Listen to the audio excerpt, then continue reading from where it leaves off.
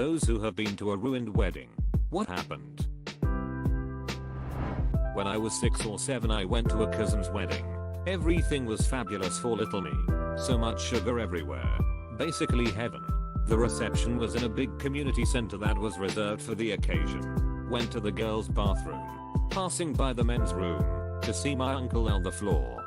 Went back to the main room to tell my dad my uncle was looking weird. Well, uncle had a stroke and had died. The bride spent the rest of the afternoon crying. And everyone except close family left. Bright side is the marriage is still going strong 20 years later. Despite what happened that day. Leading up to my friend's wedding, his father had been battling cancer after a terminal diagnosis. And it was touch and go whether he would be well enough to attend the wedding. In the end he was too unwell to attend despite wishing that he could. Just as we got to the wedding reception my friend was informed that his father had just passed away. It was devastating. I've catered many weddings, and there have been some memorable ones. Fights between guests, wedding cakes falling over, red wine spilt on wedding dresses. The lot. The one I'll never forget, an all-day do. Small ceremony, a few close friends and family, and a big reception filled with a huge buffet. Every type of food you could imagine, and a free bar. All in the same venue. They had booked and paid for 250 evening guests. But 30 guests turned up. At most. My heart broke for this couple. A massive beautiful converted barn. Loads of food and drinks. Great music but no guests. At about 10 PM the venue was licensed until 11 PM. The buffet food had barely been touched. The few who were there ate, but it hardly made a dent as it was planned for so many more people. I asked the mother of the bride if she wanted me to cover and refrigerate the unsashayed food so the new couple could take it home, and her response of "Oh no, there are still a lot of people coming," was the most awkward I've ever felt in my life. No more guests showed. There was a flash of car headlights in the distance about 10:30 PM and the bride beamed when she thought it was latecomers arriving. But no, it was just taxis arriving to pick up the few who were there.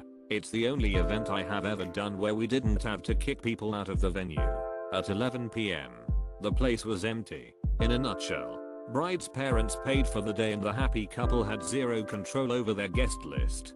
Her parents invited all their friends to the evening function, but in reality, it was just associates they wanted to flex on, resulting in no one giving a shit about an invite to a wedding where they didn't know the bride or groom.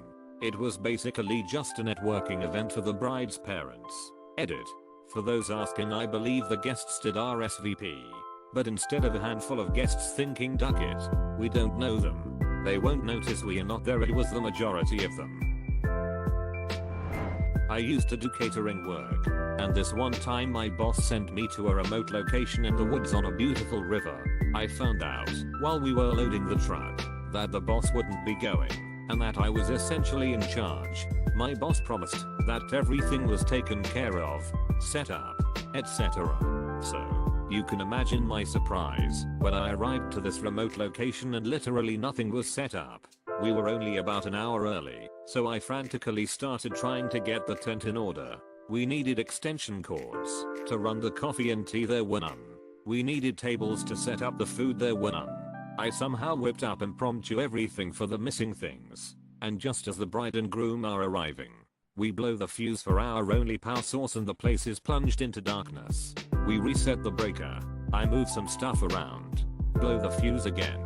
This delicate dance went on for the entire evening.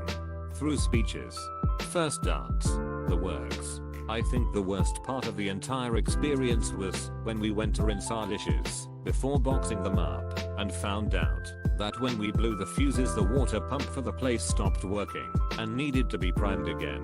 At that point I said forget about it.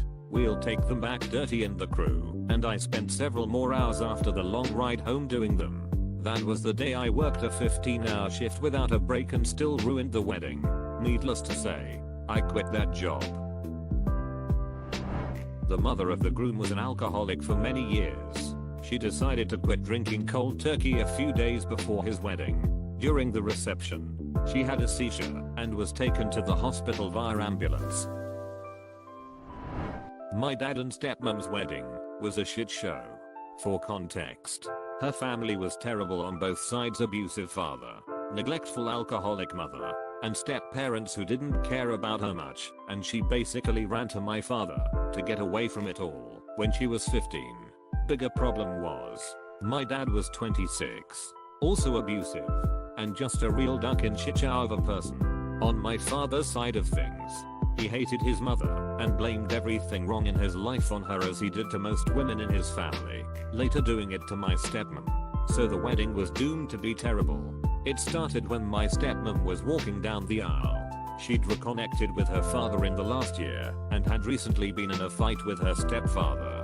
So it was just her dad walking her. There was a branch in the way outdoor wedding, but he pulled it out if the way for her. As she thanks him, he lets go and flings it back into her face and literally collapses laughing. She awkwardly chuckles, no doubt knowing he is going to get mad at her if she shows she's upset, and the day continues, but she's visibly upset. After the toasts, some people didn't drink the champagne that had been set out. The one thing she had asked of her mom was that she not drink. She was even given sparkling juice rather than champagne. So while stepmom is changing into her reception dress, her mom goes table to table pounding down all of the alcohol she can get her hands on. A cousin of mine who doesn't know what's happening starts chanting chug, chug, chug, chug, and stepmom walks back to her mom downing the last one and denying everything. Cousin slips out the tent once he realizes what's going on and leaves the two alone to argue. Stepmom comes out crying a few minutes later, goes back to her car, and doesn't come back for a good 20 minutes. While all of that is happening, grandma pulls up and starts cursing out my dad for a ton of shit, including marrying a kid. Stepmom was 25 at this point who she hates, not letting her invite a friend to the wedding, and him owing her a bunch of money. Dad tells her to duck off and she leaves. Then my dad got mad at my stepmom for being gone so long, accused her of either being a baby for crying, or of lying and cheating on him. So she sat down on the fringes and tried to not cry, and also remained visible to my dad for the next several hours. They may have been dating for 10 years, but the marriage only lasted 6 months. I played a wedding where as we started playing the set, everyone ran outside and nobody was to be seen for the rest of the night. I originally assumed it was because nobody liked us, but the bride came in afterwards and said there was a huge fight involving multiple members of both families and everyone basically went home upset, injured or in a police van. We couldn't stop playing since we were paid and it was our job, and the only person watching was the drunk uncle dancing on his own asking for requests we didn't know. I was best man at my sister-in-law's wedding, stepped in for the brother of the groom. That's another story entirely. For a whole year of planning, all the bride soul wanted was a dove release, while they said handwritten vows to each other. Very small, non-denominational, most of the family are atheist anyway. Wedding day arrives early summer and something is off with the bird handlers. They show up a bit late and are sourcing help from the wedding party to get everything in line. When the time comes to say their vows, I help the handler carry the chest with the doves in it over to what is to be the altar where the bride and groom are standing. Vows are just about wrapping up, and the handler gives me the signal to open the chest. I open it and see 20-30 dead doves in the crate. I immediately close it to try and limit who knows what happened. Too late. The look of horror on her face was all that was needed. We spent the next few hours trying to cheer everyone up, but by the end of the reception the entire wedding party had organized and filed animal cruelty complaints on the handler. It was all anyone could focus on. The wedding was at a state park that's famous for its giant gorge waterfall. I don't know whose idea this was, but someone suggested a photo overlooking this gorge and everybody was game. The wedding party went around a stone security barrier and the maid of honor literally fell off the cliff to her death. It was like 500 plus feet. Was a guest of friend of the bride. Did not know anyone attending. Very expensive over the top place. Several hundred guests of this very Italian wedding. Maid of honor grabs mic at the cocktail hour, begins her speech. Rambling. Drunk. Quickly devolves to stating the recently deceased mother of the bride was against this wedding and that's basically what killed her. Plus Vinny will never give up prostitutes. She is tackled by several people and dragged away. The happy couple is separated and divorced within a year.